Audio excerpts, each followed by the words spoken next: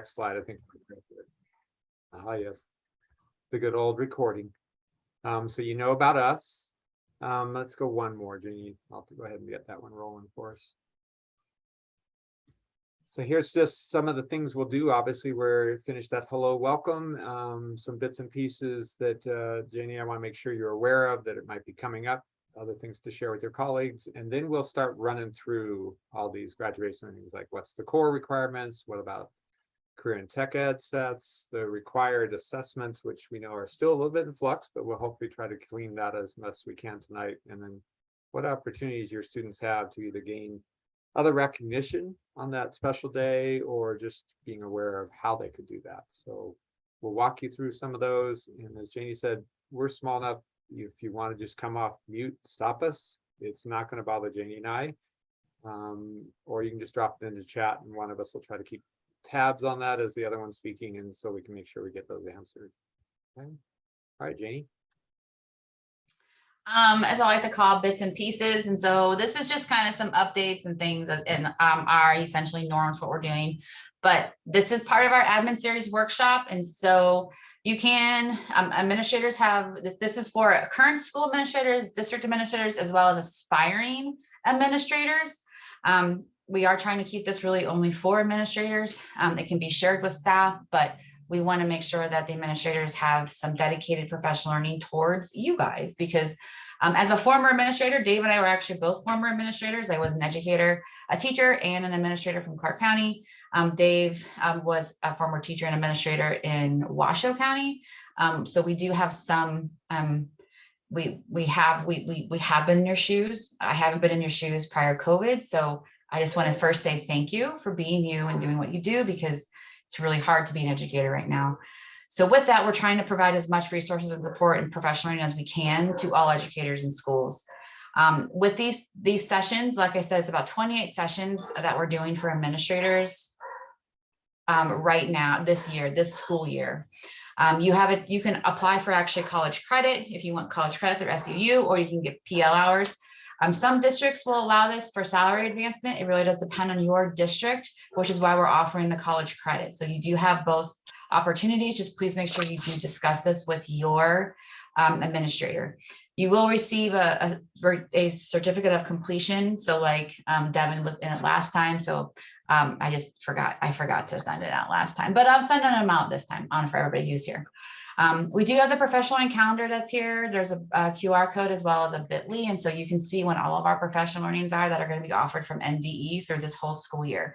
You can actually access this calendar from our website at the NVDOE website, but this is just a quick bit.ly QR code that you can access this.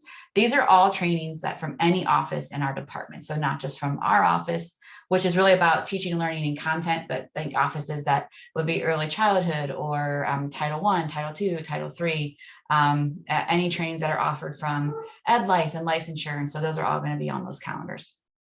And then lastly, just we hope to, as we're building our course, because all of the compilation, like this will become a compilation course of all admin trainings that we've done this year in Canvas. So you have access to that. We hope to then really build a professional learning network too, for all of you to really help engage and continue to have questions. So not just with members of your own school or district, but also other districts, because if somebody's doing something like super well and like why we should be, right, let's maybe imitate that. It can be really helpful. And the last thing that's not on here, if you could just, if it's possible, turn your video on just so that we can see your faces and be in almost like we're in the same room together. That would just be really, really helpful. So Dave's going to kind of start going into the actual course requirements of what's actually required. So any initial questions of just kind of the trainings or what we're planning this year? You have, if you've registered for this on the flyer, you have access to every one of our topics. So you know what's coming. There's no surprises. So, and actually, as we are taking these and you guys are providing input, we're thinking about what other workshops we can add, maybe ones we need to tweak. What are ones that like we can add for this summer and next year, but because we really want to know what you guys need, your input's highly valuable. So we take that back and then we can help create trainings for you. But with that, Dave's going to jump into course requirements. Thanks, Janie. Nothing in the chat yet. So kind of keep that in mind. You can jump there as well. One other piece, you're going to see a lot if you're like some of you, I think, Devin, you said you were here last time. You'll see a lot of Janie and I on these. We kind of built this together. It was a brainchild from Janie, thanks to her creativity that we exposed our staff to. But think about as you go, if we're not hitting and you look at all those topics, some area you want, that would really help Janie and I, so we could bring that back. So we want to make sure it's getting what you want. So that's important. But let's start here, right? What's core? Those core pieces that, you know, kind of probably all see of those books that we're all used to. You can see that one set talks about the heart. It's what we know as the state board or our legislators have mandated that all our students must be exposed to before they graduate. So that's kind of a nice way to look at it. It could be the curriculum. Some of you have reached out, I know, to both Janie and I at different times, maybe not on this, who are on this call, but other principals about, you know, how do we deal with a kid that's advanced and moving forward to recognize a course that's been listed, as you'll see later, or how do we help our students who might be a little bit behind and catch them up? So, you know, these are that foundational piece that both our state board and our legislators have said. But with that in mind, kind of think as we're going through, now I'm trying to remember who was talking about what might be the changes. Janie and I are really a big proponent of trying to get things moving and make some adjustments. So we may ask on you, lean on you a little bit at the end of what are some other avenues that we might need to look at down the road. We can't necessarily change for your immediate seniors or even their juniors, but how could we look at high school in a different format? Might be something to think about as we go that might ask us to change some of this core. So with that, Janie, why don't you take us through our first run and I'll take us to back. Unfortunately, these take 2 slides to get through all this core. So Janie. Yeah, so currently under NRS, which are statutes that guide as far as what's required for graduation, we do have to follow certain elements. Now, in some of these elements, I know Nicole had mentioned what's for the future, what could potentially change. A lot of what's on this page is, if you were to ask me, all of it would change. If you were to ask some other people, maybe not. But what we know, what we have is what we have to follow right now. And so we do have to follow what we call a Carnegie unit, and that unit is 120 hours of seat time. Seat time is still required in Nevada. There's a lot of discussion of what that looks like and what that could look like in the future. And that is a near future, but at the moment, and for our current cohort of graduates, so our 2023 students, they have to still abide by what is on these next 2 slides. So one is that they need 4 units of English language arts, right? So they need 4 credits in English. They need 3 credits of mathematics and at least algebra 1 and geometry. So 2 out of those 3 are prescribed. 3 units of social studies. Social studies is a super confusing area. So 100% agree. So, but in social studies, high school graduates, so kiddos right now, so your current seniors are expected to have the following. They need a half a credit of American government. They need a half a credit of econ and fin lit. They need 1 credit of American history, and they need 1 credit of world history or geography. And so we're going to kind of review what that looks like. There were some changes about 5 years ago, 6 years ago, before I came to the department, but there were some changes that were made that kind of confused social studies. And so we're doing this to really outline and hopefully better prepare you, and hopefully you understand actually what is required. So those are your areas, and this is what we would consider the 4 original core. So these are the 4 original core classes that are requirements. Now in Nevada, we have what's called 9 core. So we have the 4 original, and then we have the 5 additional core that are considered core because they have NBACs. They have standards that we must align to. Any questions on those? Because you have the nice thing, remember, if you remember from Janie's introduction, she is our social studies guru. So she has mastered all those possible questions and guidance around that. All right, well, then let's look at our other set. Interesting how they set those up. As you heard Janie said, there's 9. It becomes an interesting set. You'll see 4 of them right off the bat, right? The arts or fine arts that you might see listed as our set. The newer one, that computer science and education and technology, so that half credit that's needed to graduate. A lot of places have that often done by the 8th grader in middle school. So that's an interesting one that we could come back to if you want. Health, remember we have new standards there. And then of course the PE requirements. The 9th one, in case you're wondering where that might play out, is at the bottom of this list on the next set of permissible other courses that you could have is often world language. Janie and I are big hope that we can elevate the power of our world language because that opens a lot of doors. But right now, that's where we, at the current set, these could be listed as other courses that the students could have exposure to. You see the employability skills, the Great Basin native languages, the CTE courses, which we have a lot. And we'll come back to those here in just a few minutes. But that rounds out what becomes the core foundation for both sets of the main diplomas that we'll talk about. So questions. All right, Janie's going to take us through a little bit of the CTE world, and then we'll see where we're sitting after that before we jump. And so with CTE, depending on your diploma options, what's required in CTE can and will look a little different. But only courses that are actually identified in the CTE course catalog at the Department of Education is what's considered a CTE course. CTE courses register on a transcript as an elective. However, you can take an elective that's graphic design, and then you can take a CTE course that's graphic design.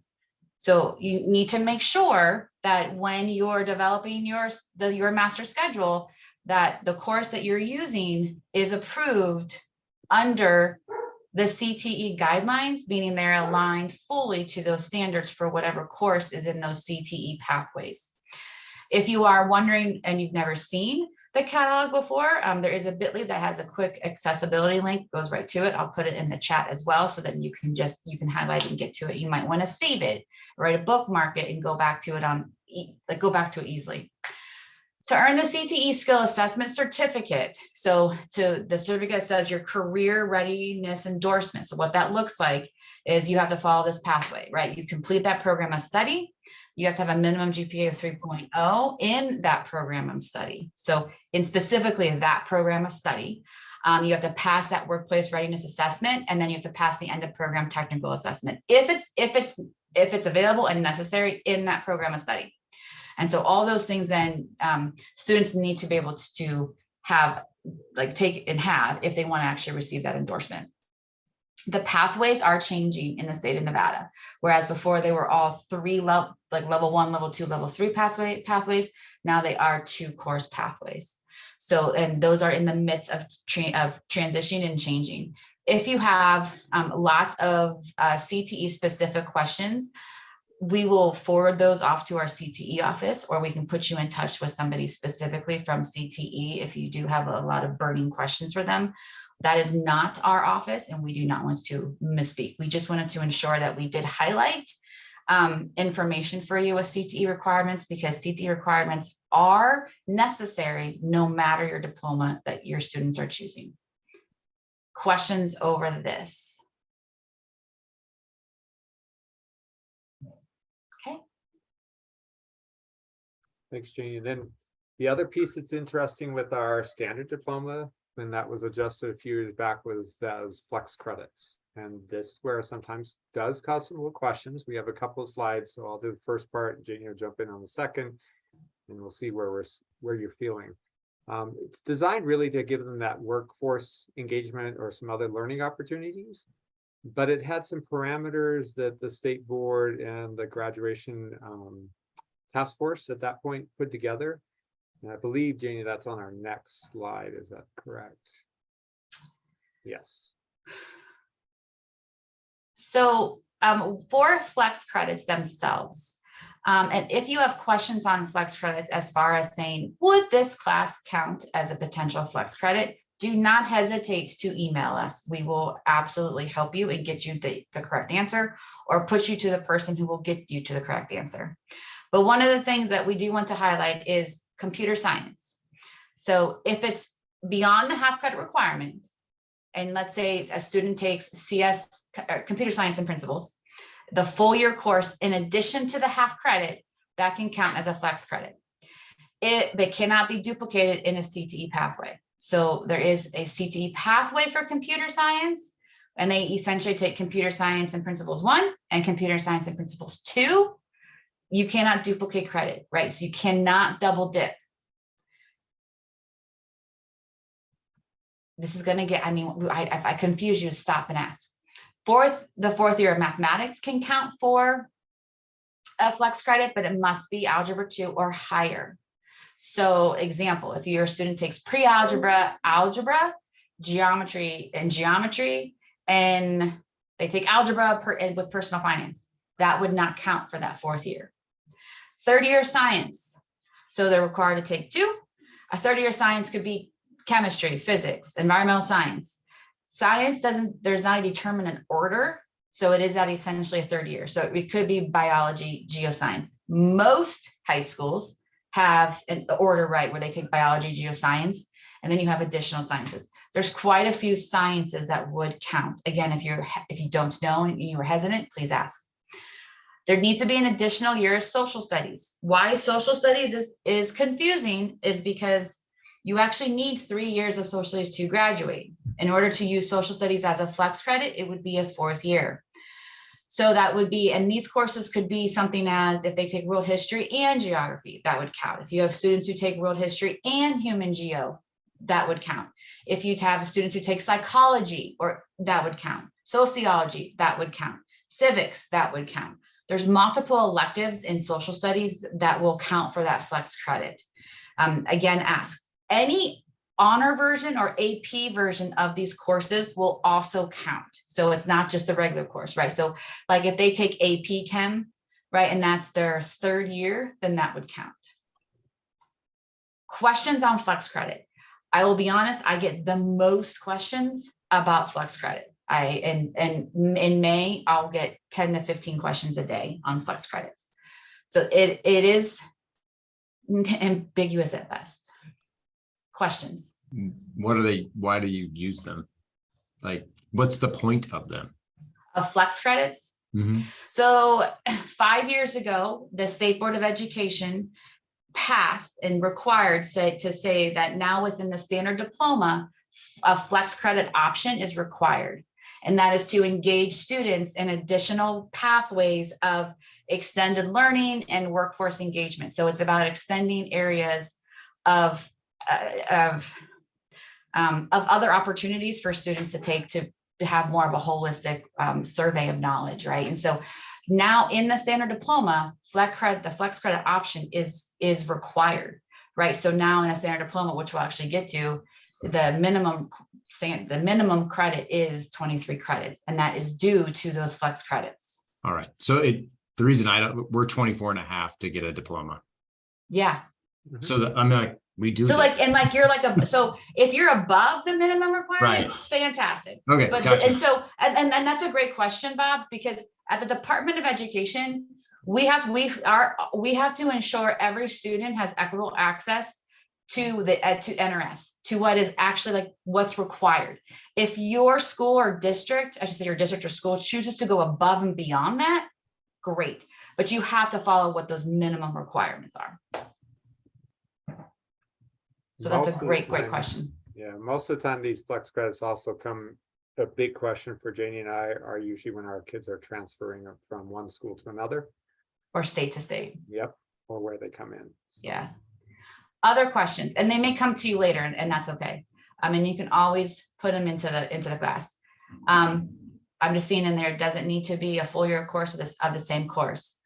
Like for the flex credit itself, it should be a 1-year course. For the flex credit itself, cannot be a combo course. So again, you cannot double dip. You can't like earn a credit in this notch and then block it out because you get it in this. There's no double dipping.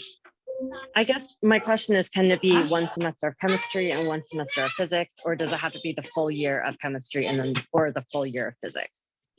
So as long as you're not counting that elsewhere, that's the biggest one that we run into, is that especially in the CTE side, or like when Janie was talking about the social studies, that when we get to it, you'll see where that also could play up there with the arts, humanities, GR, TC. And then people are like, oh, cool, I'll count it there, I'll count it here.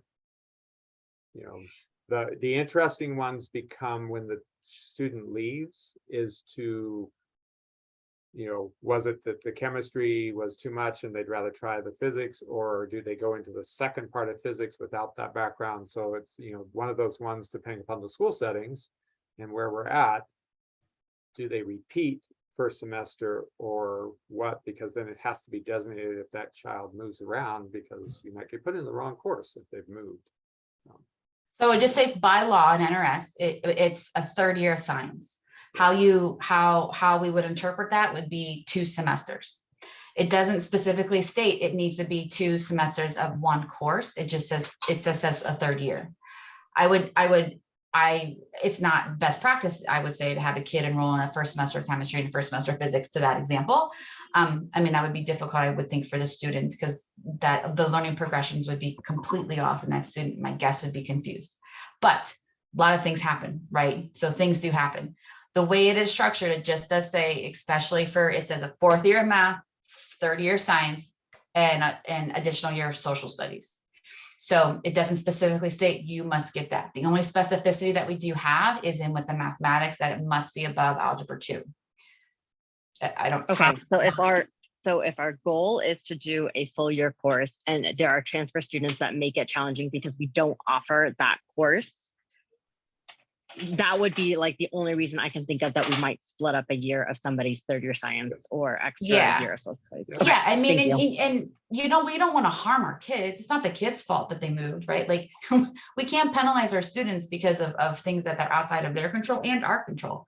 So absolutely right. I mean, we have to do what's good for the student. So and if you don't offer that same course that student was taking in that first semester, or even like if you're in like first quarter into second or third, whatever, right? I would say always err on the side of what's going to help our students, right?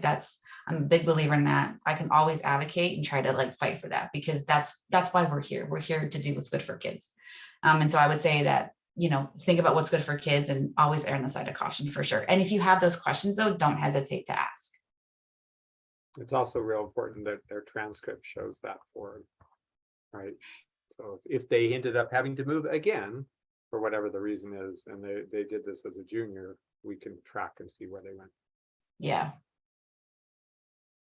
Any other questions? Thumbs up, love it. Okay.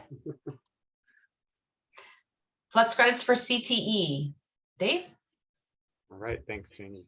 So again, as Janie was talking earlier with our CTE, neither Janie or I, that's our expertise. So we will be glad to take those, and they are in their transition, right? So even though they're trying now to work toward that level 1's level 2, there is still that set. So you'll understand why in that second bullet says utilize a level 3 CTE course for flex credit, making sure they've completed then obviously level 2 ahead. So it kind of fits with our earlier discussion of making sure our kids are in sync. A student may use level 2 and 3 courses in the same program of study to earn that both flex credits. And if a CTE course is utilized with the flex credit, the important one is that it cannot be utilized for any other credit requirement. And that's one of the biggest pieces that we've run across, is just credits getting counted in more than one place, and then the person is not technically eligible to graduate. And we don't want to hit that, especially in that senior year. So let me throw out some examples. Yes, thanks, Jane. If you have a student who takes video productions year 1 and they only finished first semester, and then they move schools and you don't offer video productions, and now they want to take military science. If they did a full year of military science and they have a semester of video productions, they actually have only earned 1 credit in that flex credit area, if you're going to use it for the flex credit area, because it has to be the entire credit in that same course. So in the example that we gave for science, right, that's actually different for CTE. It must remain in that same pathway. So you can't split up per semester a pathway. Flex credit those, even though CTE pathways are going to a level 1 and level 2 pathway, 2-year pathways and not 3, level 3s are still offered. So a student could take, maybe they take video productions 1 and then they take graphic design 1, 2, 3. You could use graphic design, right, 2 credits into flex credits. There is a lot of movement that you can utilize with CTE courses. The one that bottom bullet is the one that is probably the most important to walk away from. That's where there's no duplication. So here's another example. Many schools are offering military science now as a pathway. So if you have an ROTC program at your school, that as actually now counts as part of the military science. You cannot count ROTC as a military science flex credit year one and a humanities credit. They have to pick. It's one or the other. Does that make sense? So there's no duplication, right? Again, no double dipping. Any questions? Okay. And you can always stop. We can always go back. Yep. Okay, assessments. I'm going to really love giving this over to Dave because I don't want to have to talk about assessments. So Dave, kick us off with assessments. All right, thanks, Jenny. And unfortunately, this is that part I think we started and told you, right? If you've been following any of the state board meetings over the last 3 months, actually, the assessment for high school has been on their agenda, and yet to have a firm decision. It's officially been thrown back to be re-examined. So for what that does, right, is we're required by the federal government to have that piece and then be in alignment, and the state board, through their procurement methods and having committees sit on it, comes up with the choice.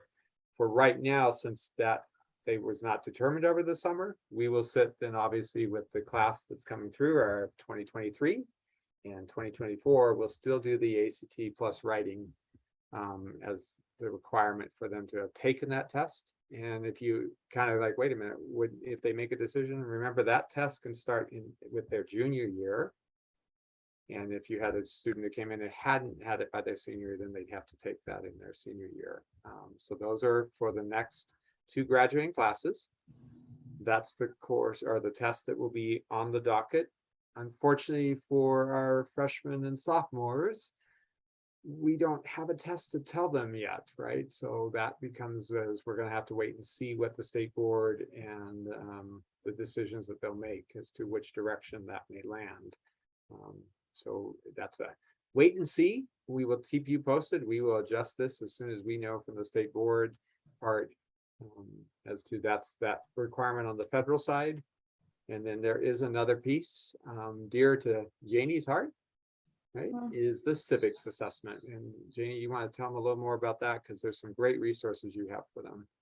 Yeah, so the civics assessment is required for students to graduate. It's not required for them to pass.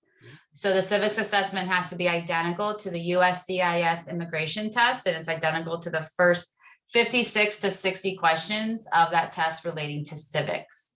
And so that test is something that your district should have available. That it's actually district administered. It's not a state administered test, and it counts as a score in the class of which it's given. So it doesn't count for a student, like meaning they have to pass to graduate, but it does count as a score as an assessment in that course. So most districts and most schools give this test in the US government course. That would be a summative assessment in that course itself. The test has been created. Some districts do it paper, some districts do it digitally. If you do need access to that, I actually do have an example course, both digitally and paper, that is actually on our website, but I'm also happy to share if you need it or your teachers need it. They just need to email me. The one thing I caution is it's an election year. So with the civics assessment, you need to make sure you tell your teachers who are updating these tests that they pay attention to who wins the election. For an example, right? Every 4 years we vote for president. That's a question on the test. The question on the test is also who's governor of your state. That's on the test, right? We have an election coming up. Same with, who's our federal senators, who's our federal US Congress individuals. So things, they do change, right? And so we have to ensure that you do check that. You cannot keep giving just a test and go. It is identical to the USCIS test. So you can pull that test up on your own. You can Google it. It's the civic portion of that test. The test itself is 100 questions. You only have to you can give more, but what's required by law is you have to give the civic portion. And it roughly changes, but it's usually like between 56 and 60 questions. Questions and the civic assessment, there's now there's additional pieces to the civic assessment, and I will get to that when we get a little bit further down the road. But any questions about that? I also have multiple practice tests and practice resources, and there's a lot of information if your teachers need help with that, or want any assistance or free resources on what to do and how to teach that. So happy to do that as well. I'm going to go back a second if that's okay, because there's 2 questions in the chat. So any questions first about assessments?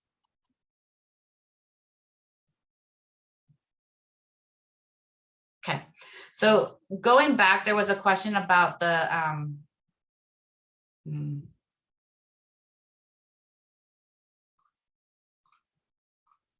with the actual CTE I think the question was, it was somewhere in here, I'm sorry, and I don't know, Dave, if you see it, but it asked something about, can they take 2 level 1 courses for flex credit? So looking at this slide, we want to ensure, so to utilize a level 2 course of study for flex credit, the student must complete level 1 CTE course in the same program of study. So with this, if they take level 1, they need to take level 2 of that same program of study. If they want to take 2 separate level 1 courses, I need to double check that. And so Tani, let me double check that with the CTE office and email you that answer, because I don't know for certain if you can have 2 level 1 courses. That has been changing because of the way that the pathways are changing. And so I want to make sure that what that answer is. They did change the pathway. So essentially, your students could take 2 pathways, right? They can have a level 1 and a level 2 and 2 different pathways. The goal is to have them take level 1 and level 2, right? The goal is not to take essentially like 4 different levels, but I want to ensure that we get that correct answer before I say that out loud, and double check that. So I can give that information to you when I send your certificate for this. So is that okay? And then I think it was Tani who asked that question. It could have been Nicole. If you guys want to turn your mics on, if you have any further clarifications, I'm happy to do that. That was just me. I was just trying to clarify if 2 level 1s count for the 2 flex credits or not, because I didn't think it did, but I just wanted clarification on that also. Yeah, I don't think, I mean, my gut tells me no, it does not, but let me clarify that with our CTE office before I say like a yes or no to that. I just want to ensure that we're giving you the absolute correct information. The second question, I know that was in, oh, sorry, Dave. I was just gonna say, simply because they've changed the pathway, Nicole, I think we're all right. It wouldn't have, but I don't want to put their. Yeah. Yep. The second thing is that there was a question about the flex credit and world history. World history cannot count as a flex credit, right? That's a required credit and there isn't double dipping. That's where it gets very confusing, because it says there's a 3rd year required for social studies. It needs to say an additional year of social studies, because world history is required. So it's essentially, they need to have 4 years of social studies if they want to use social studies as that flex credit. So that flex credit then would be an elective credit, and there's multiple electives that you can utilize that would be for social studies for that flex credit option. If, however, you had a student that wanted to take geography and world history, geography then would count as that flex credit. So the requirement by law says they have to either take world history or geography. You could have a student that takes geography, world history, US history, gov and econ, and then that would be the additional credit would be that geography course. So hopefully that helps. So I guess I have a clarifying question. Yeah. Because world history isn't on the standard diploma on the requirements. It is. It is. It is not though. It is. It is. It's just, it's hidden. It's hidden. So, and we're going to actually go over that because it is required. Okay. So they need another flex credit on top of world history. World history cannot count for that flex credit. Correct. Okay. Thank you. Sure. On one of the pieces we're hoping that the superintendent will let Janie and I release is, the typical, I think it's a 2-pager where it talks about the diploma. Yeah, that's what I have pulled up right now. So the new one that will come out, when you're going to see here in just a few minutes, where is the standard diploma, then there's those little asterisk next to, I believe it's near the arts and humanities. Mhm. The asterisk that you'll see now below that actually reads, students are required to complete courses in geography or world history to earn their standard diploma. So Okay. that is where Janie's getting you to. And then I there's think- some work about courses in geography or world history can be taken to fulfill the replacement of humanities. And we'll go through that here in a minute, but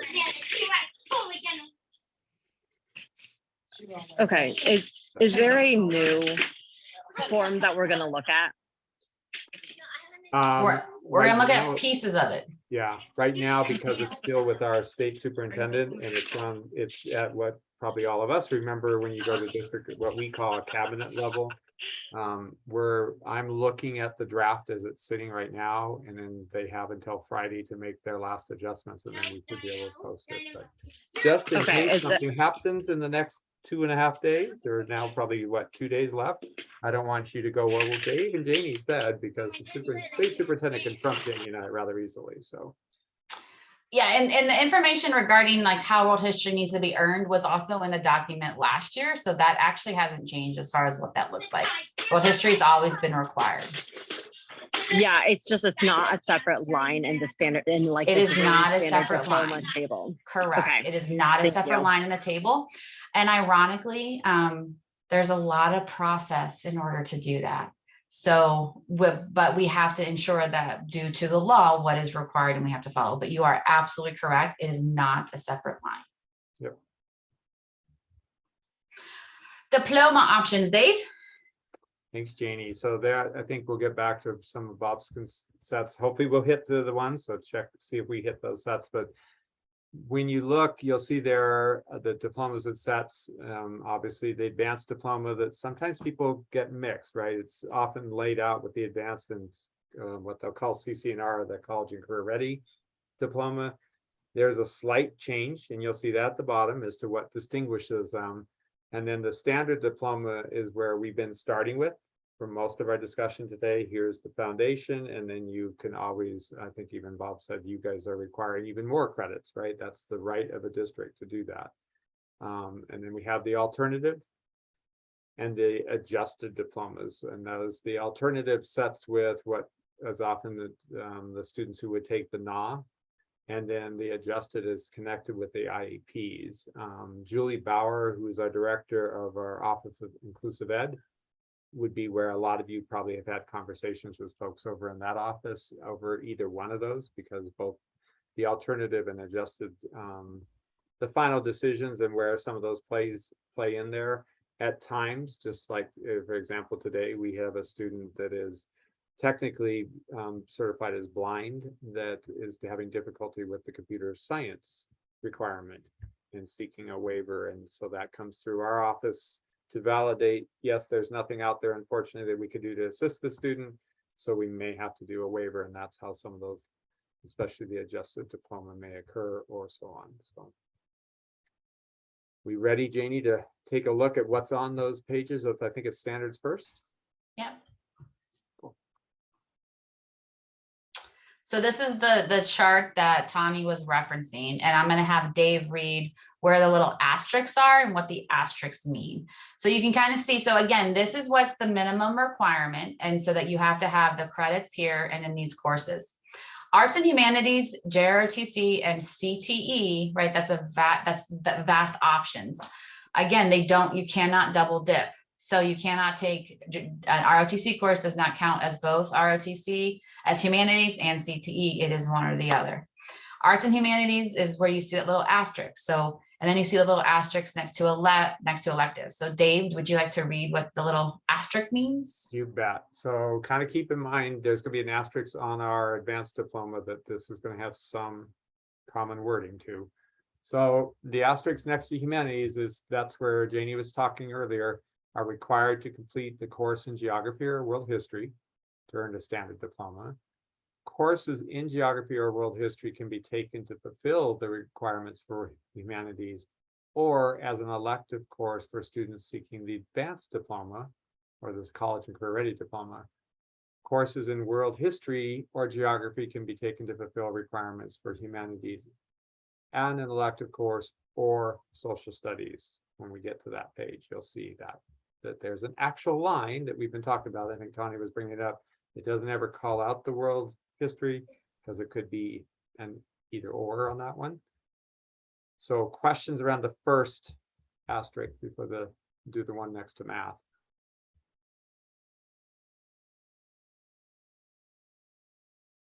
I'm not seeing any. Is there any in the chat, Janie? Not Nope. seeing any there. Okay. So the other one that's up there deals with the math. The sequence of courses fulfill the math requirements of the three for all different types of diplomas. So the advanced, the standard, or the CCNR diploma may include the pre-algebra, algebra 1, geometry, algebra 2, or higher. So remember what Janie had on that very first earlier slide. As long as we're seeing that they have the algebra 1 and geometry, they've met the set, they could have started with pre-algebra and get there, or they can just start with an algebra 1 and work up, or they could even start with geometry somewhere, though you'd want to make sure they did complete that algebra 1 in middle school, so you have records so we know it's there. And those are the most common questions I get on that one as well. That's the other one. I have a question on that one. Sure. Specifically, sorry, I'm still at work and we are right by the Air Force Base, so I apologize You're fine. in advance for the jets that are going overhead. My question is with mathematics, specifically with students with IEPs that take resource classes, because you're just saying the algebra 1, the geometry, pre-algebra, algebra 1, geometry, and algebra 2 or higher. What about those students that are taking resource classes like math 1, math 2 that are not necessarily pre-algebra or algebra 1 courses? Do those still count or do they not count? So again, it's going to be what's in the rest of their IEP, right? Okay. Is what we're gonna look for, and then what do you have? Because a lot of times with some of those resource sets, depending upon the instructor, and we can talk to them or we can look at their syllabus or what they've done. There's ways that you can play with the standards and still hit the standards that they're not even realizing that they're doing that. So just reach out. You have my email at the end. It's my background from way back, but I can also, if I'm busy, I can have our secondary math person and Mike Machido take a look at it. So. Yeah, and just being a former special education educator for 10 years and facilitator. So the math is hard, right? And so when you're thinking about your kiddos who are in the resource room, many students with disabilities who have an IEP, it is per what that IEP states. So if you have a student who takes math 1, math 2, I forget what other courses there are in math. Like there was a consumer course, right? Those courses would be 4 mathematic credits, and that would be sufficient to receive that diploma. What you have to ensure though is in order to, depending on the diploma, right? And so if they wanted to do like the CCR diploma, which is highly possible, you may have students who have disabilities with an IEP who can still get an advanced and CCR diploma. You just have to ensure that they are taking the correct courses. So if you have a student who may want to do that, right, you want to ensure, I would say, that they're in a co-op class, a gen ed class of algebra, geometry with support. So then they can have those qualifications. A math 1 typical resource room would not meet the standards of an algebra 1 classroom. And so depending on what that course is and how that course is evaluated and what that course description is in course goals that is lined out in those courses, and it would have to align, right, to the algebra 1 course. That is something that your district should be able to help you gear. If not, we can help you in our office, as well as in conjunction with our Office of Inclusive Education that really oversees students with IEPs.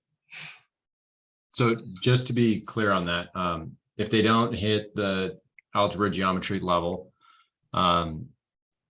they are not up for a standard diploma. It really doesn't matter what their IEP says, right? Like if they don't, and if we're not supporting them, like if our math 1 doesn't actually reach that level, if we can't get them to reach that level, and we know we can't, that is a requirement that they hit those 2 levels of courses. Yeah. So per those 2 asterisk, Dave, right? It says that they must have algebra 1 and geometry, correct? Yep. Okay. And so if you have a resource class, like a class that they're in that resource room where it's the curriculum is modified so much that they're not in that gen ed, then you would have to identify, like Dave had mentioned earlier, There have been ways, I have seen districts that have been able to modify a course, some call it like principles of algebra, where they could potentially be hitting the standards that are necessary for that algebra credit, but are hitting them in a different way.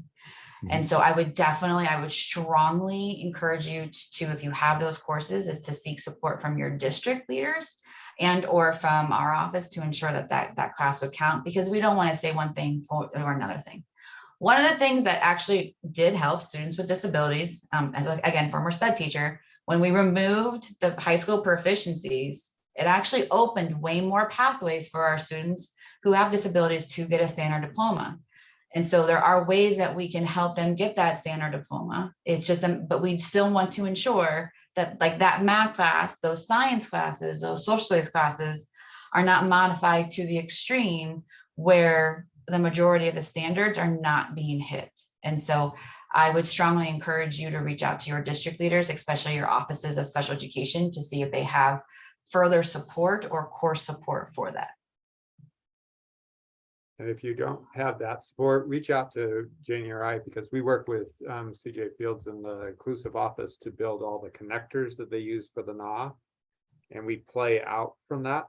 So it's a great partnership we have with their office, so that because a lot of times, since it's the standards live within our office, we can look at them and play with that set so it still plays within the bounds. And sometimes people don't even realize that that will allow that student access. So I'm going to just add another like pivot to that conversation too, Bob, you talked about with math. If you're talking about an EL student with English and language arts, so depending on if you have an EL support class, depending on what that class is, if it's just a support class, that would actually not count for an ELA course. It would be in conjunction with, right? It would be a complementary course. But there are courses that you can have that are either dual language or they're an EL course, but they're an ELA course for ELs that can count. Again, always ask for help, like support or clarifying, and ask, and we can say, yes, this would count, or no, it wouldn't. But I would first encourage you to go to your district offices to see, hey, do we have something for this, or would this count? There are quite a few different courses and alternative courses that can help students who may need, that are just diverse learners that need additional support in different areas. Other questions? Great question. Okay, so this is the standard overview. So here's the advanced CCR diploma overview. Dave? All right, you can see that. Oh, wait, we gained a unit or credit there. There's some different asterisks. You still have the one that we talked about with that Janie had in the standard one that dealt with our social studies. You see that has its line now. 20, I think, was the one, or Nicole brought that up. There's an interesting one next to the math science that gets people in an interesting spot at times. Just note that when they started the computer science courses, besides the one that's needed for the half credit, if they're taking additional courses, let's say in computer science, those could be that fourth math or third science. It just can't be in both. So it's an interest to watch where that plays out. There's a lot of connections to both of those subject areas that the computer science could handle. So that's the one other piece that's added. Obviously, you can see the number of credits have jumped, but at the same time, your flex credits have dropped out, but it's been spread if you look through it very carefully. Like PE is still the same, but now social studies actually gets a call out to it. Science has gained one, so is the math. So questions around this one, because before I jump, I want to tell you what's the difference in that CR piece, but if there's anything before we jump there. Okay, so the difference, as you're going through, if you get over to the college and career side, we're going to talk a little bit later about some of the different seals and stuff that could help, but you need to either have that college ready endorsement or the career ready endorsement. And those, as you were talking, some of you are talking about, are still on the form. they'll be laid out as to what's required. What we've actually added to those is then what's necessary, like for the scores on the pathways for college. So you have the necessary with whether it's SBAC or whether it's using the ACT or the SAT are add there. So they know exactly what scores would be needed on that side to that piece. So questions on having that endorsement is really your big piece to add on to. So the requirements essentially for the courses are the same. It's the additional piece of that readiness endorsement. And that's outlined on the document that will be released hopefully on our website next week. Yep.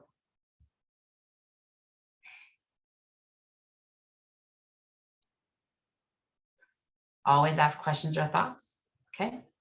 So moving on to student opportunities, this is where we have, when relation to graduation and to students graduating, opportunities for our students to go above and beyond and to get recognition.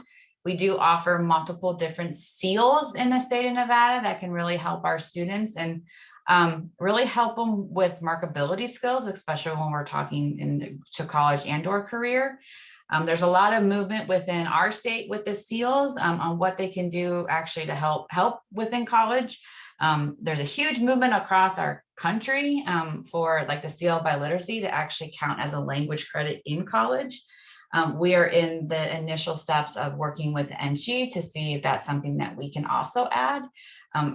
Roughly 38 states already allow this, where the colleges in those states accept the criteria points from the seal as a credit for college.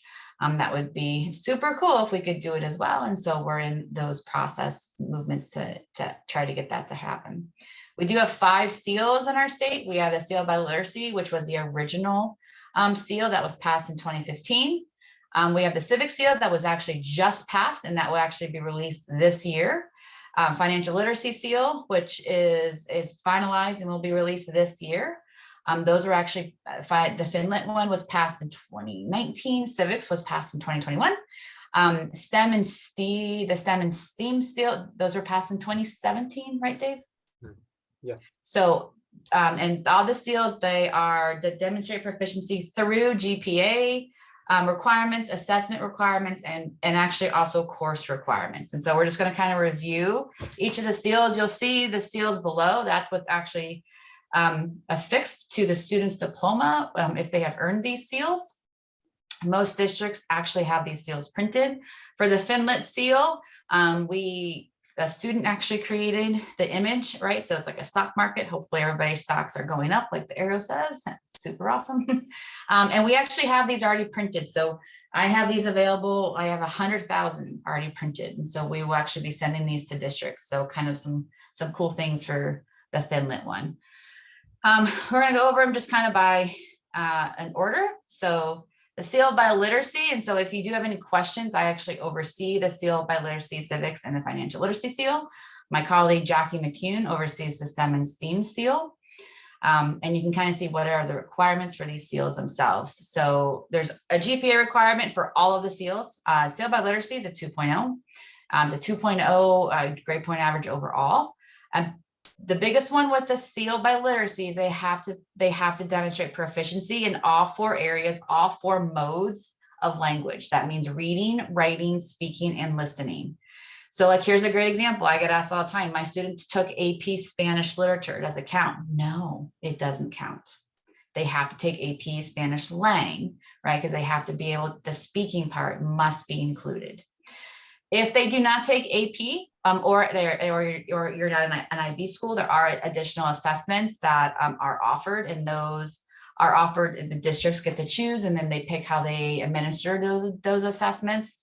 I would say the ones that are on here are the most common: OPI, the Apple test, and the STAMP test. The most affordable one is the STAMP test, the STAMP Advent test. That one is $19, and so that's typically the most affordable. If there is a language that you have a student who wants to get the seal in and we don't have an assessment for it, for example, there are multiple Native American languages and or tribal languages from Africa that we don't have an assessment on. We're actually working on developing a portfolio way to help that student achieve proficiency, and ensuring that those students don't, just because it's a language we don't have a test for, that they bypass this opportunity. Sign language, there is also an assessment for ASL that students can take if they have ASL. Additional course requirements is they have to pass and they have to earn 4 credits in English language arts, and then they have to show proficiency in English. So essentially they have to pass their English courses. So if they pass their English courses, they're demonstrating English, and then they have to pass all 4 credits. So that would be showing proficiency for English. The WIDA test does not count. So if you have ELs who take the WIDA test, that does not count for proficiency. It is about taking English, the English courses, and passing them, earning credit. Questions on the CL by literacy?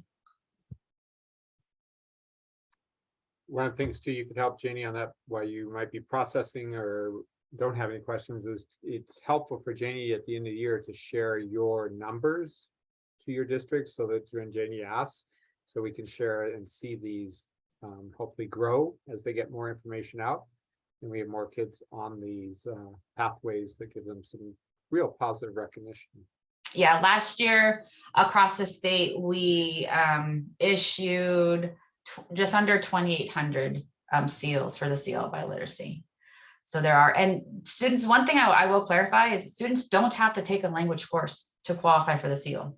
So they might be a native speaker in a language. They can actually just take the assessment. They don't need to be enrolled in a world language course in order to earn the seal. And so with the CCR diploma, they can earn the seal and have world languages as a way for the CCR diploma. So there's a lot of ways that can help students in multiple areas, but they can't be native speakers and just take the assessment. And if they pass that assessment, they are proficient and they earn the scores that you see here, then they can earn the seal. So I get that asked a lot. They don't need, so if they're native Spanish speakers, they don't need to take Spanish 1, 2, 3, 4. They can, if they pass, great. Okay, the seal for civics and financial literacy. So we don't have the actual seal image yet. We're doing a student contest. And so the seal requirements for civics is that they need to have a 3.25 GPA or a 3.85 weighted. They have to demonstrate proficiency. So here's where the civics exam that we talked about earlier actually matters.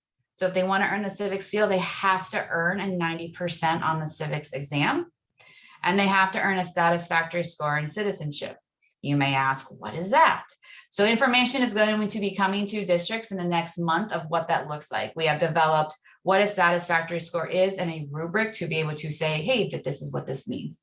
And we will give you guidance as far as saying how this will be averaged out for satisfactory in citizenship. And so this is citizenship, meaning little c, not big C. So it is about how student, are they being a citizen of which we want to see, right? And are they being a positive community member in those schools? They must also complete a service learning project. Again, those will be providing more information as far as what that constitutes. Essentially, I can tell you right now, it is a host of things where students can pick on how they're actually going to provide service and support their community. That community could be their school, it could be their neighborhood, it could be the city in which they live. It's a way that they're giving back to the community and making a difference. What this is not is equate to volunteer service. So you have a student who volunteers in a hospital, that's not service learning. So they cannot earn credit for volunteering and have this count for service learning. So service learning is outside of that scope of what just volunteering would be. A great example is if you have a student who has completed the task required for an Eagle Scout, part of that requirement is to do a service learning project that would actually count in this case. More information and complete guidance will be issued out within actually the next month to schools on both the citizenship and the service learning aspects. Again, they have to have course requirements, so they need to have 3 credits of social studies in order to get the seal. And these are some courses that they can take in. If there's additional courses that you have questions on, these are just some courses, please go ahead and ask. But you will see the required courses are in this list. Some students do choose, and some districts and schools offer additional social studies options. And those, we do want to ensure that those also count. Questions on the civics? And this is brand new. So most schools don't know this yet. You're hearing it for the first time. So this is all brand new information. Mona, what are you doing, baby? The FinLit seal. So this is over financial literacy. This one's also same GPA of 3.25. Here's where they have to demonstrate proficiency. And so there's options. So students must meet one of these three. They have to earn an 85% or higher on a FinLit assessment that has been created by stakeholders at NBDOE. So within my office, we've had individuals and we worked actually with Next Gen Personal Finance to create a assessment for FinLit. And so it's a free assessment. So students don't have to pay for this. This can be done by paper or digitally. Or they can get a grade of B or higher in a college level course in FinLit. So dual credit options, if they take a dual credit option in financial literacy or personal finance, that would also count if they score a B or higher. And then, or if they score a gold or higher on the ACT National Career Readiness Test. So those are the three options to show proficiency for FinLit, as well as they need to have credits. So again, 3 credits in social studies. Areas that do count. Many schools are starting to introduce algebra with personal finance. That would actually count as a credit. Econ, financial literacy, life skills, as long as there's financial literacy represented in that course, that would count. Micro, macro, gov, and US history and world history. So again, courses that we're not trying to have kids take more or additional coursework. We want to accentuate what they know and can do, and then hopefully provide them with just additional support as they leave K-12 and join the post-secondary world and have more marketability skills. I'm looking for a game or a word. Where do you? Dave's going to go over the STEAM and STEM. Thanks, Janie. So our STEM and STEAM seal was right after the biliteracy set, and it's kind of interesting. We have some commonalities between some of the ones that Janie just talked about.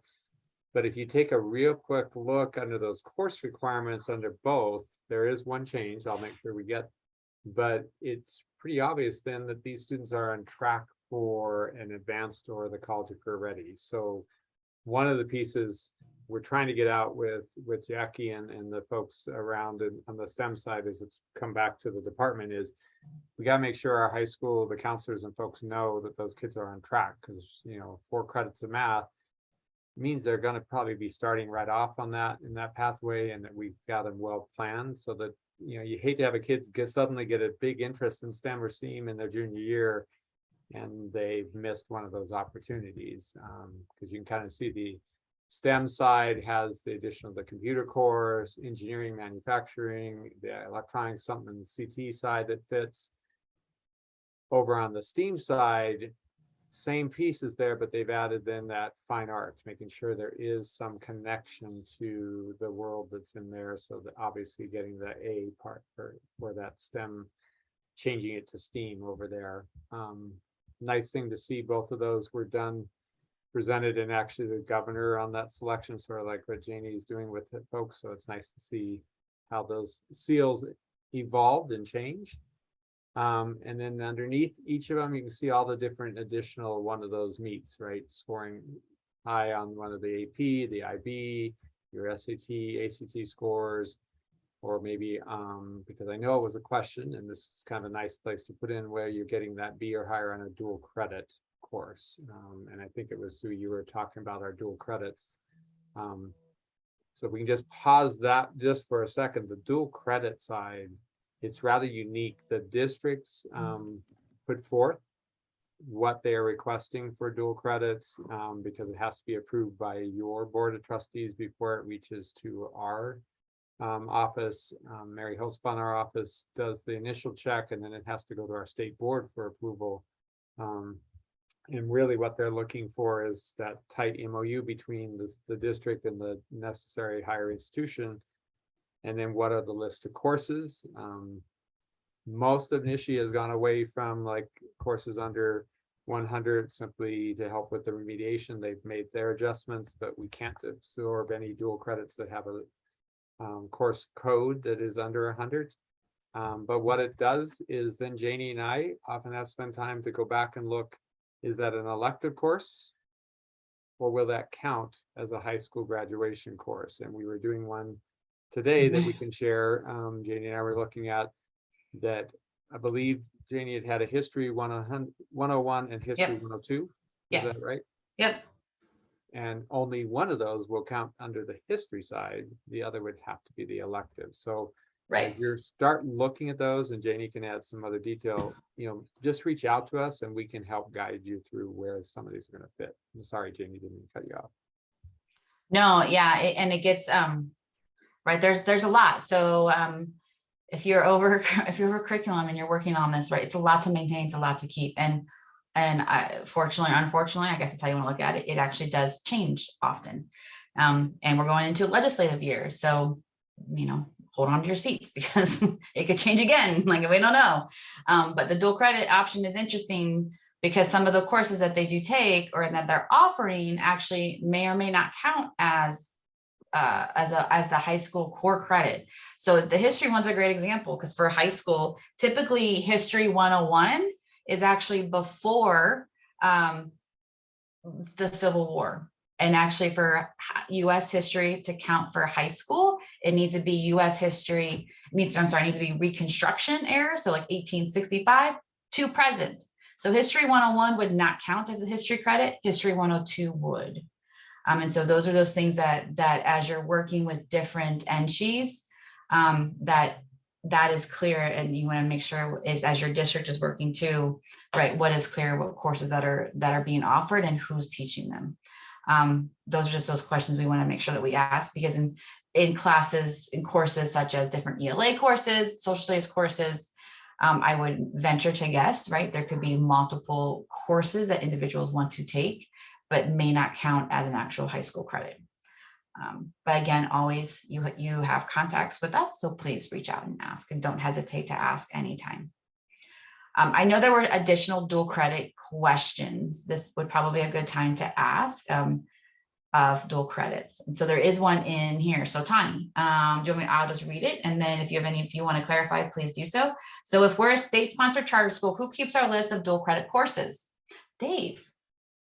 So all the dual credits that are coming through currently are coming from that state, or the state, even though you're state sponsored, from your charter school and your board of trustees to us. So each one has done them as an independent.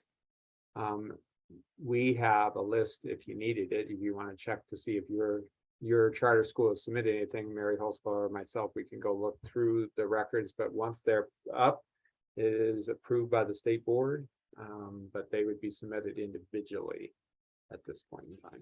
Okay, yes, that would be excellent for Alpine Academy. That'd be super helpful. And then are you able to help us with like what other schools are using for econ? Because that's the newest one where it's a new graduation requirement. And the document that I have has a course that is no longer being offered at TNCC, and I need to be able to tell our students which class to take to fulfill their economics requirements. Do you know, I mean, just so we can help the current kids, do you have an MOU with another school that Janie could look and validate that course is true? Because Janie might take a look and tell you. Yeah, we have an MOU with TNCC up here in Reno. And that's the only Nishi institution in the north? There were other, there was like WNC on there, but we only send students, like, I don't know, we only send students to TNCC. So I just need to know like which one or two TNCC classes they can take to fulfill their economics requirements. And I'm new to my role. And what I was told was that we were waiting for a list to be distributed to us. And what it sounds like is that's not necessarily the case. And I just want to make sure that I'm doing what I'm supposed to do, but also knowing what our students should be taking. It would not be a list from the department from it. What we have asked Nishi to do, so it would cut down the number of times because we're almost unfortunately at every state board asking for these approvals. is to get from the Nishi office their set of courses from all of their institutions so that we could take that in as a blanket approval. Mhm. And then it would just be checking your MOUs with your given set. Because what I'm a little concerned on time for you is your board of trustees would have to approve the given course first Right. from TMCC and then run it back to us. So like if there wasn't, so Tani, if there wasn't already a course that was approved, then you would essentially have to start that process. Correct. Okay, is there a document of processes that I can follow? Because If you Yes. want to just send me a quick email, I can send you the steps to it, because typically the way the process goes is you and your board of trustees would make the first set, they bring it to one of your meetings, they put it on the agenda because we have to see the agenda and that it was approved. And then you send a letter to the state superintendent, even though it comes to us. And then we do the validation that yes, that everything in there is current. We'll post it on the state board. All this, think about, is going to take us some time, right? Because we need to have things to our state board almost a month prior to the meeting. So just kind of, if we can be thinking in terms of that, I'm hoping it's nobody that's in danger of this current semester, because we'd have a real hard time getting it. Yeah. it's not, we've told everybody to wait. Okay, but is there like, I mean, Washoe County School District is up here. So what are their dual credit students taking to fulfill their economics requirement? Like, is that something you can help me with, or do I have to like call somebody there to find out? Because they all go to the same community college. So Janie, you want to offer what some of Washoe County is doing for economics, and then we could see, because I'll have to take a look and see what other schools might have used as a dual credit. Yeah, I mean, most schools right now, it's Econ 101. It's like, it's the first path, the first year of econ. Is that what you're asking, like the actual course name, or what you're asking, like what schools are actually offering it? Nope, that's what I'm asking. And my understanding was that TNCC is not offering, like, I have not been able to find that specific course, but I will look again and circle back. Thank you. Yeah, because it is new.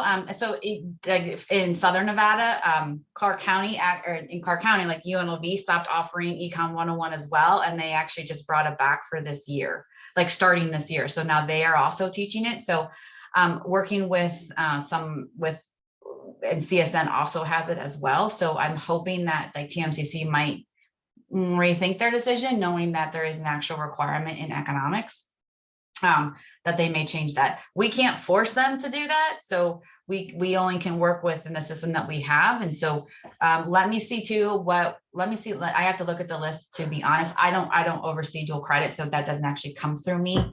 And so we can look at the list and kind of see what other courses are there, what other names that they may be under that have been deemed sufficient for an economics course, because it is new this year for that requirement piece. Okay, thank you so much. Yeah, absolutely. It's an interesting process though that you brought up, because we have another person that does that side, then Janie and I have to do the credit checks, because a lot of them don't come back and ask us, can that count as your economics? And that's when Janie and I are involved. Yeah. Other questions on dual credit. So dual credit is definitely right. It's exploding, I believe. And so lots of questions around dual credit and the expansion. Again, if you do have questions, definitely email Dave first. I'm not going to throw me on that one, because I am not the expert on dual credit. He is, but I can definitely help and support on some of the coursework and evaluating the courses on helping if they would suffice for that class. Any other questions on dual credit? Dual credit is something, always make sure with your district that it is approved and that you can use it. If you don't know how to find the dual credit, we do have a list on our department page as far as what has been approved. I would always double check too, just to ensure before you say, oh yes, we can offer this course, make sure it's been approved first. If you do want to add a course, that is something that your district can do. It just is a process. And so we just have to make sure we do follow the right procedures in order to do that. So our kids do not miss out. That's unfortunate to them. Yeah, Tanya, let me get that and I will put that in the chat.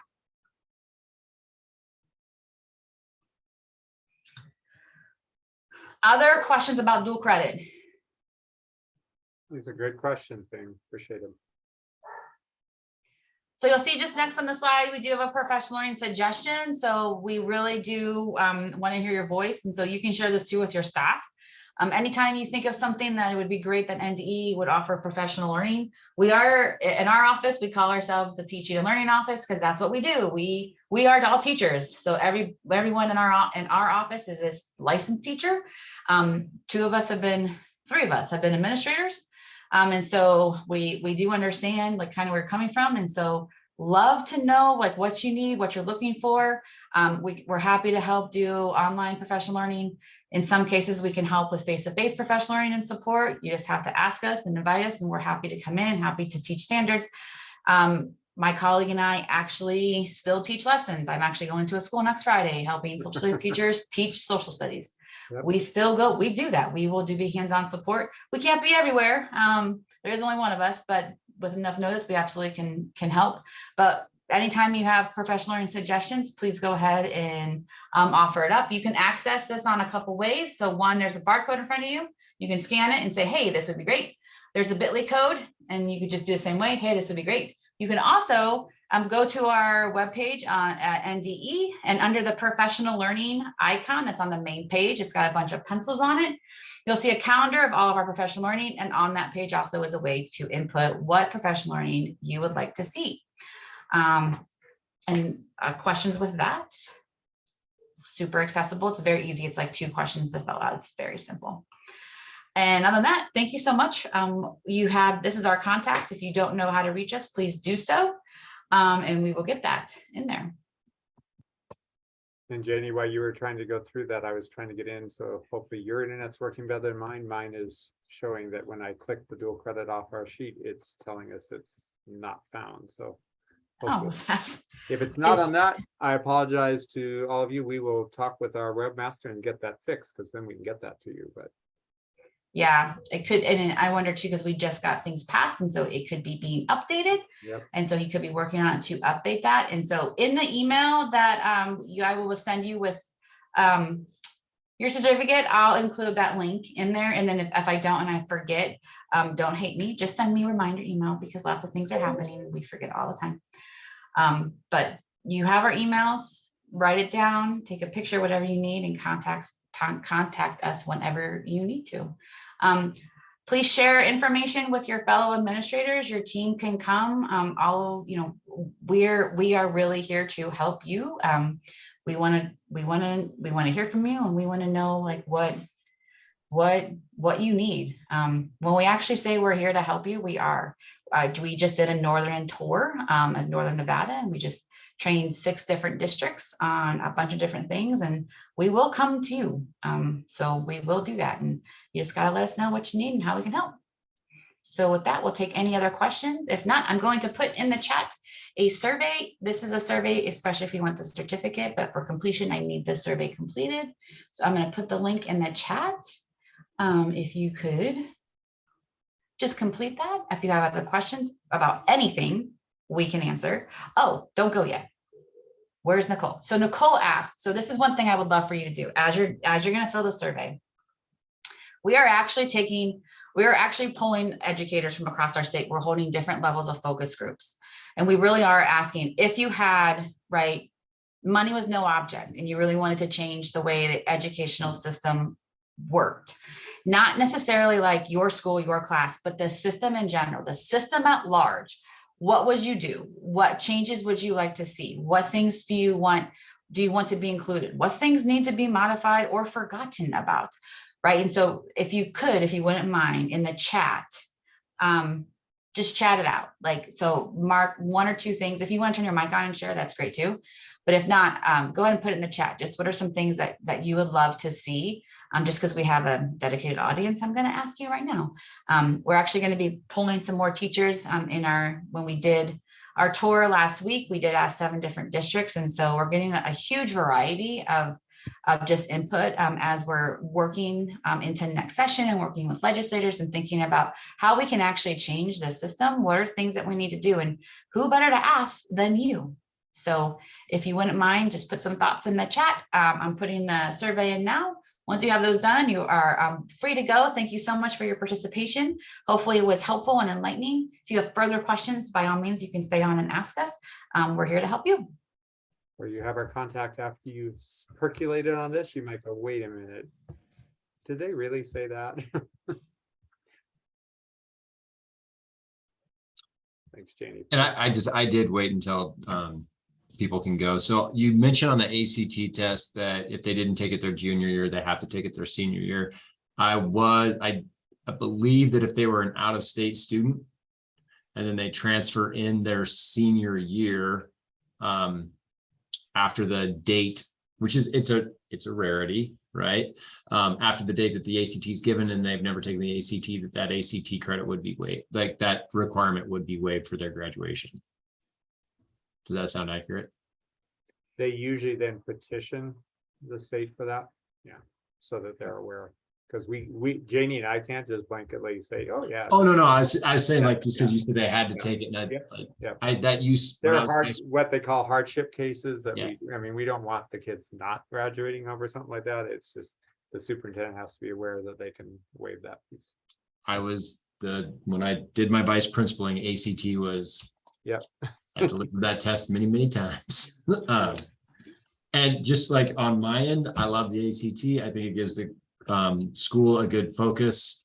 It's great information that comes back where you can focus on subgroups of kids and what they know and what they don't know. And I was bummed when they said it was going to go to SBAC as a guy who has 2 kids in the system.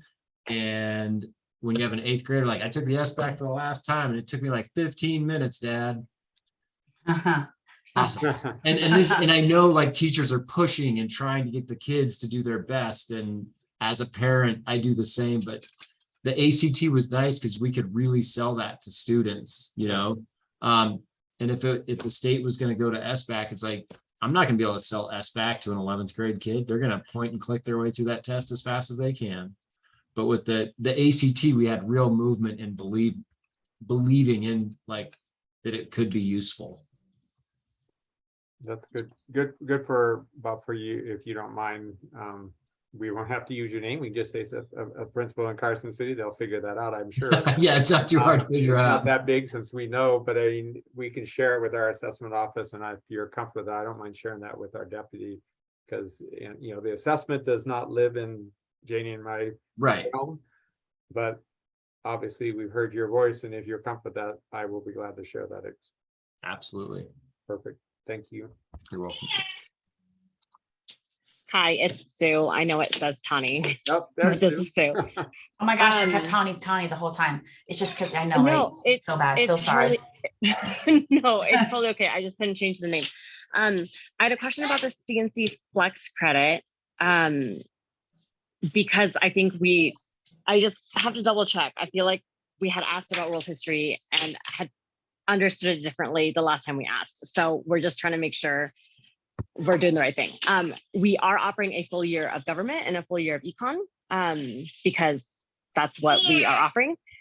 So since only half a year or one semester is required for both Gov and Econ, could they use that second semester as their CNC Flex credit for their additional social studies, because they are both social studies courses that are longer than what is required. And I understand they're not double dipping, right? So it's like one semester will count for Gov and then one semester will count for that Flex credit.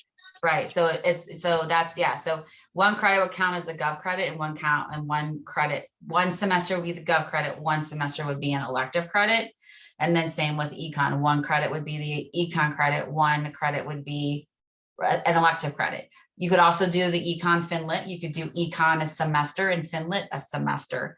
And those additional elective social studies courses would count as long as they're taught by a social studies licensed educator. Gotcha. Okay, thank you. That's really helpful. Cool. Thanks, Sue. Any other questions?